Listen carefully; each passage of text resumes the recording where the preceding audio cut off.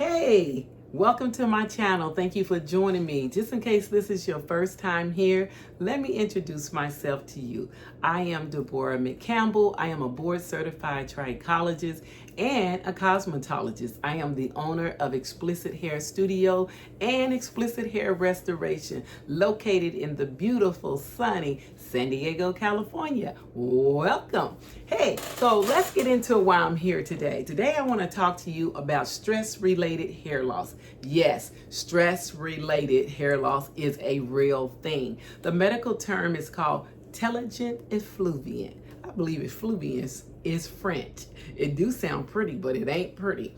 So what is it is what I'm going to tell you today, what it is, how is it triggered, and how to identify it, and what is the solution. With that being said, let's get into it. So what is this stress-related hair loss? Well, what it is when the body is under a lot of stress. Okay, the hair goes into the shed phase. So you may say, well, what is the shed phase? Well, hair has 3 phases of growth. And basically what it is the first phase is an anagen phase. That's where the hair grows. It stays in there, I believe, about 2 to 6 years, just growing. And then the next stage after it's growing, it don't just keep growing after the phase is over. It goes into the next phase, which is catagen, okay? And the catagen stays in there between 2 to 4 weeks. And it just kind of like, in transition, just, hanging out, not doing anything. And then that third phase is the telogen. And what the telogen phase is where the hair follicle is shedding. It's from the bulb, the hair follicle sheds. It detaches. It actually detaches. And that's why it's shedding. But no worry, when that happens on a normal cycle, it means that it's getting ready to go back into the growing stage. Well, if you under a lot of stress and your hair is sent into that third phase, which is the shed phase, the growth phase have been interrupted. Exactly what has happened is interrupted, and it sends it directly to that shed phase. So you don't finish your growth cycle. So what is it triggered by? Well, it can be triggered by illness, such as viruses, colds, and major illness can put a lot of stress on the body, causing the hair to shed as well. Then it's also caused by major life changes in your life, like marriages, buying a house, even college students experience it because a lot of heavy studying. Just any, death in the family, any major life changes that will affect your daily life and your daily routine can trigger your hair to go into that shed phase. And another trigger is emotional stress.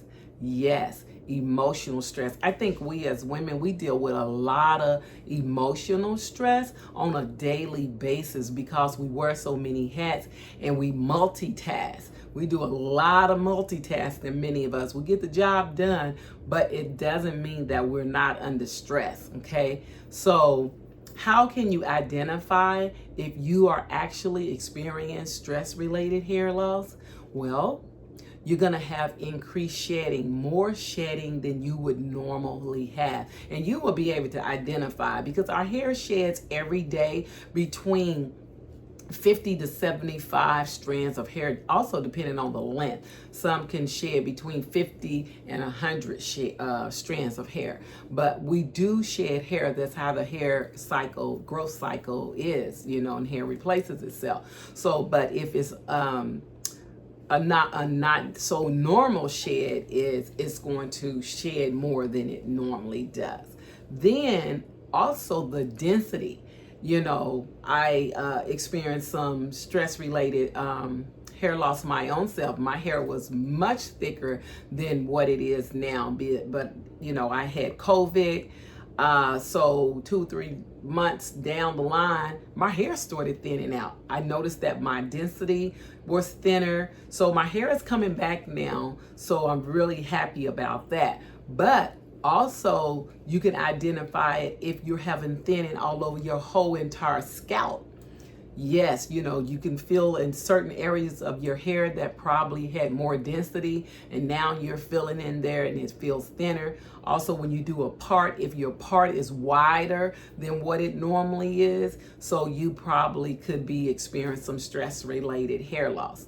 And the next thing is, okay, what is the solution? You know, we want solutions, baby, to bring this hair back. So you got two types of solutions as always. You have professional treatments, then you have holistic treatments. Now, when I say professional treatments, it's coming to see a trichologist like myself. If you're not aware what a trichologist is a hair scientist. They study hair loss and scalp disorders. They are able to help you come up with solutions so that you can your hair can be on a program to regrow. They help you to restore your hair. So having a trichologist is a good thing to have on your team. So what will a trichologist do? They would probably recommend some cold laser, which is called the low level light laser, which is a cold laser to stimulate the hair follicle to get the hair back into a healthy state. They could also recommend different topicals to promote growth on the hair as well, to stimulate the follicles to promote growth. And then they, you know, they have PRP. It's so many professional treatments that you could get. But what I want to focus on today is the holistic treatments. I always tell my patients, get on the professional treatment if it's like really a large amount. If it's really, you know, a lot of hair coming out, then we want to like stop it right away. But you could do holistic, and I also mix the two. Holistic treatments are managing your stress. That's really, it sounds easy, but for some people it's very difficult. Managing your stress. What does that look like to you? For some people, it may be prayer, it may be meditation, it may be reading a book, it may be in a quiet place listening to music, it may be practicing yoga or some type of exercise, it may be getting a massage. You know, it just, whatever that looks like to you that will bring rest to you, that's what you want to do to manage your stress. And then the next thing you want to do, if you are a busy woman like myself, wearing many hats and multitasking, you want to prioritize those tasks. Because, you know, we as women wear so many hats, we do so many things, we get it done, but that does not mean that we're not under stress from doing it. You know, you think, oh, well, I got that done, because that's normally what we think about. We want to get the task done and be done with it. Well, it's bringing on an amount of stress that not only can take the hair out, but it's also causing other issues with you. So prioritizing your what you have to do will be a big help.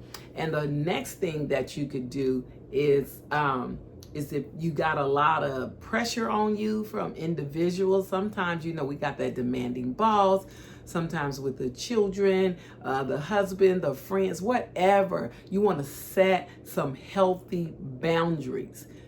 That is like, for me, the number one thing, setting boundaries, knowing how far you want to go as far as what you want to do.